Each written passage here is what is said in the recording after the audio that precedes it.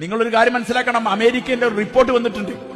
ഹാഫിളീങ്ങളുടെ power, അവരുടെ ബുദ്ധിശക്തി, അവരുടെ ഓർമ്മശക്തി, അവരുടെ ശരീരത്തിന്റെ അവസ്ഥ എന്നൊക്കെ പറഞ്ഞിട്ട് റിസർച്ചിന്റെ ഫലം പുറത്തേക്ക് വന്നിട്ടുണ്ട്. അതിൽ അവർ എഴുതിയിട്ടുണ്ട്, ഇവർ അസാധ്യമായ അസാമാന്യമായ കഴിവുകളുടെ ഉടമകളാണ്. ഈ കലാം, ഈ ഇത്ര പേജുള്ള ഈ ഖുർആൻ അങ്ങോട്ട് മനപ്പാടമാക്കുക.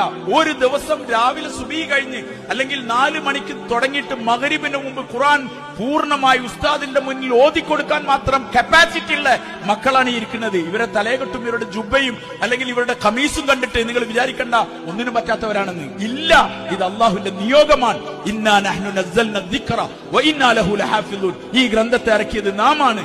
ഈ ഗ്രന്ഥം കൊണ്ട് ഉദ്ദേശിക്കുന്നത് ഈ ദീനാണ്. ഇതിനെ സംരക്ഷിക്കേണ്ട ചുമതല അള്ളാന്റെ കയ്യിലാണ്. നമ്മൾ ആരും ഇതിന് ബേജാറാവണ്ട. ഇതിന്റെ ചുമതല അള്ളാഹ്ക്കുള്ളതാണ്. എങ്ങനെയാണ്?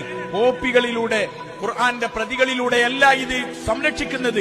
ഇതുപോലുള്ള ചെറിയ ചെറിയ മക്കളെ പടച്ചവൻ തെരഞ്ഞെടുക്കാൻ ഇവർ ജനിച്ചപ്പം തന്നെ ഉടമസ്ഥനായ അള്ളാഹു മാർക്ക് ചെയ്തിട്ട് ഈ കുട്ടീനെ എനിക്ക് വേണം, ഈ കുട്ടീനെ എനിക്ക് വേണം.